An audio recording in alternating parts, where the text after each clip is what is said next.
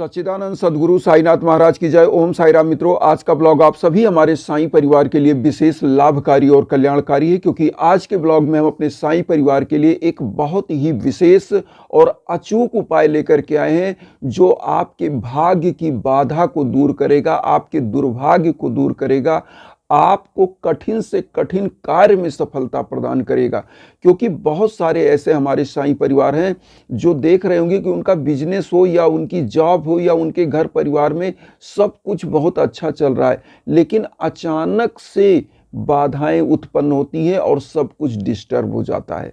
यह किस कारण से होता है? जिस समय यह चीज आपको लगे कि आपके जीवन में दिक्कतें शुरू हो गई हैं, उसी समय आपको आध्यात्म की शरण पकड़नी चाहिए। क्योंकि हमारे पुरुषार्थ में 4 चीजें हैं: धर्म, अर्थ, काम, मोक्ष।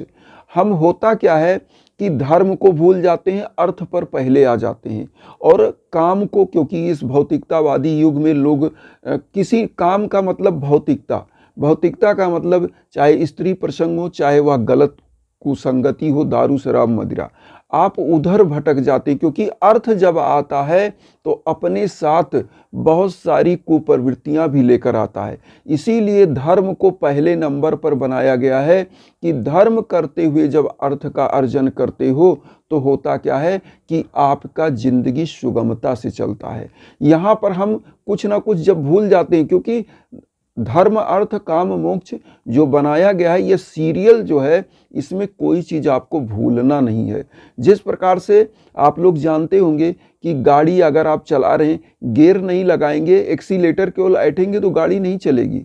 और आजकल कहानी क्या है कि लोग गियर लगाने के बजाय वो चाह रहे हैं ऑटोमेटिक बन जाए। तो ऑटोमेटिक कुछ नहीं होता।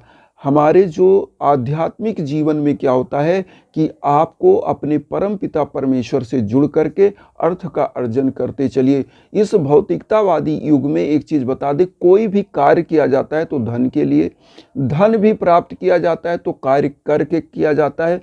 तो जितने अच्छे से आप अपना कर्म करेंगे और जितनी सच्चाई, जितनी लगन से करेंगे, उतना ही आप प्रभु का स्मरण करके उतना ही आपको लाभ होगा। तो यहाँ पर होता क्या है कि आप सब कुछ भूल करके, और घर में होता क्या है, खरचटक शुरू हो जाता है। धर्म आप भूले नहीं कि घर में कलह का वातावरण, दाम्पत्य जीवन का दिक्कत, यह सब शुरू हो जाता है। तो आज हम बता रहे हैं आपके भाग्य की बाधा दूर करने के लिए और कार्य में सफलता के लिए करना क्या है। एक मंत्र का जाप करना रहेगा, लेकिन पहले क्या क्या लेना है आप यह ध्यान दे दें। आपको लेना है 1 लोटा जल, 1 तिल का तेल का दीपक, या आप घी का दीपक ले सकते हैं, इतना ले लीजिए। उसके बाद 1 धूप बत्ती, और बाबा को पीले आसन पर, अगर उनकी मूर्ति है, पोस्टर है, फोटो है, उसको स्थापित कर दीजिए। आपको करना क्या है, इतना करने के बाद एक मंत्र का आपको जाप करना रहेगा। पीला पुष्प ले लीजिए, थोड़ा सा अक्षत और पीला हल्दी, बाबा के श्री चरणों में, और 11 रुपए भी ले लीजिएगा। बाबा के श्री चरणों में 11 रुपए, 1 नारियल आपको लेना रहेगा जिस पर स्वास्तिक का निशान बना लेना है।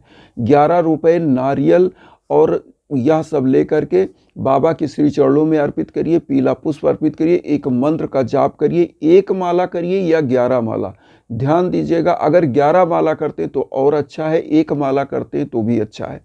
क्या करना है? ओम सर्व मंगल कराय नमः, ओम सर्व मंगल कराय नमः, इस मंत्र का जाप करना है, जो हम आपकी स्क्रीन पर दे रहे हैं। इस मंत्र का आप जाप करेंगे और इस नारियल को आप रखेंगे। इस उपाय को आपको बृहस्पतिवार को करना है, केवल बृहस्पतिवार करना है। 7 बृहस्पतिवार आपको करना है, केवल बृहस्पतिवार। और डेली जैसे आप पूजा करते हैं वह पूजा आप करते रहें बाबा की। अब यहाँ पर करना क्या है, 11 रुपए, नारियल जो आपने रखा और जो लोटे का जल रखा, एक ही बृहस्पतिवार को केवल नारियल आपको रखना है, ध्यान दीजिएगा, और एक ही बार आपको 11 रुपए चढ़ाना, और डेली आपको पूजा इस मंत्र का जाप करना है। डेली मतलब बृहस्पतिवार, ध्यान दीजिएगा। अब उसके बाद करना क्या है, इस नारियल को आपको वहीं रखे रहने देना। 7वें बृहस्पतिवार को आपको कुछ करना है। तो करना क्या है, डेली की पूजा जब आप कर रहे हैं, जैसे हर बृहस्पतिवार, तो जो लोटे का जल रख रहे हैं, क्या करेंगे, आप पहले पूरे घर में छिड़किए इस लोटे के जल को, और सूर्य भगवान को इसी लोटे के जल का अर्घ देना है। जो अक्षत रखा है, चावल आपने रखा है पूजा में, इसी जल में डालिए और सूर्य भगवान को जल दे दीजिए पूजा करने के बाद। अब यहाँ पर 11 रुपए और नारियल बचा, इसको लास्ट बृहस्पतिवार के दिन आपको करना क्या है, अपने घर के मुख्य दरवाजे पर नारियल को बांध देना है और 11 रुपए को किसी मंदिर के, साईं मंदिर या कोई भी मंदिर जो भी आप इजीली जाएं, दान पात्र में चुपचाप अपनी मनोकामनाएं बोलते हुए डाल देना है।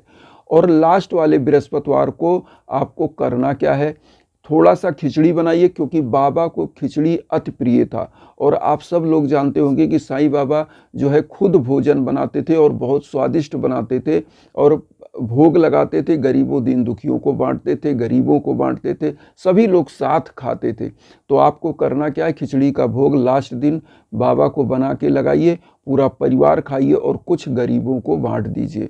अगर गरीब नहीं मिलते हैं तो आप, बहुत लोग कहते हैं कि गुरुजी हम गांव में रहते हैं या कहीं विदेश में रहते हैं, हम क्या करें। तो कोई अगर पशु मिलता है, अच्छा विदेशों में तो पशुओं को भी नहीं आप खिला सकते, तो आप क्या करेंगे, कुछ धन निकाल दीजिए, जैसे कि उसको रखे रहिए। अगर आप विदेश में हैं, हम विदेश अपने सभी साथियों के लिए बता रहे हैं, अगर आप वहाँ हैं तो आप क्या करिए, आपको एक कुछ दक्षिणा के रूप में पैसे निकाल दीजिए और उसको जब इंडिया आइए तो बांट दीजिए। या आप इंडिया में ही हैं, कहीं आप गरीबों को नहीं दान दक्षिणा कर पा रहे हैं, आपके पास इतना सामर्थ्य नहीं है, तो कुछ पैसे गरीबों के निमित्त निकाल दीजिए। और उसके बाद आप क्या करिए कि उसको किसी मंदिर में दान कर दीजिए, ये भी माना जाएगा। लेकिन इंडिया में तो पशु आपको मिल जाएंगे, गरीब मिल जाएंगे अगर इंडिया में, तो यहाँ पर कोई बैन नहीं है, किसी भी पशु को आप खिला सकते हैं खिचड़ी, गरीबों को बांट सकते हैं। तो ये आप करिए और इससे बाबा अति प्रसन्न होते हैं। और लास्ट में एक चीज़ जानिए, अन्नदान का महत्व साईं सच्चरित्र में हमने आपको पहले भी बताया कि 38 नंबर 38 नंबर चैप्टर आप खोलेंगे, वहाँ पर अन्नदान का विशेष महत्व बताया गया। हमारे समस्त वेदों में भी अन्नदान को महादान बताया गया है। तो अन्नदान के लिए कोई पात्र नहीं खोजना है, अन्न किसी को वह आप खिला सकते हो। अमीर होगा प्रसाद दोगे वो भी ले लेगा, गरीब होगा उसको भी खिलाओगे वो भी खा लेगा। लेकिन आप भूमि दान, भवन दान या वस्त्र दान करते तो आपको पात्र खोजना पड़ता है। किसी अमीर को आप जा करके उसको कंबल दान करिए तो वो तो आड़ उसको लगेगा या तो वो बुरा मान जाएगा। लेकिन किसी गरीब को आप करते हैं क्योंकि पात्र है गरीब, या किसी संत को करते हैं तो वह स्वेच्छा से लेता है, जानता है कि मुझे दान दे रहा है।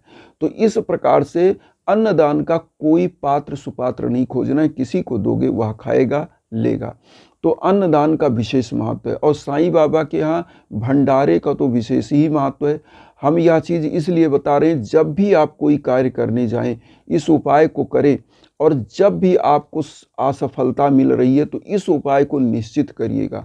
और यहाँ पर एक चीज़ और हम बता दें, जब भी आप कोई भी उपाय करके परेशान हो जाते हैं तो भटकने की ज़रूरत नहीं है।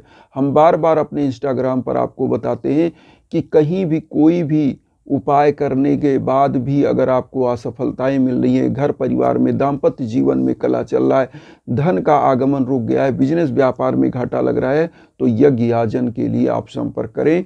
इंस्टाग्राम का हम लिंक देते हैं उसी लिंक पर।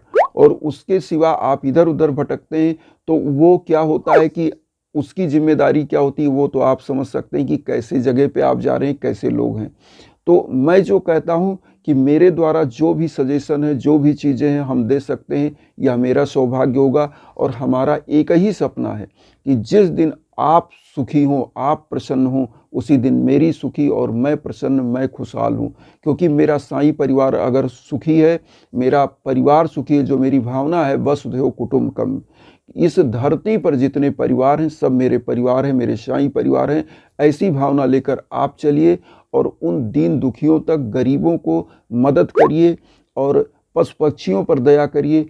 और एक चीज़ और कहेंगे कि हमारे चैनल को सब्सक्राइब करके मुझे भी आशीर्वाद दीजिए और साथ जुड़िए। और उन साईं भक्तों तक जरूर वीडियो को शेयर करिए जो किन्हीं कारणों से कष्ट में, दुख में। इसी भावना के साथ ओम साईं राम।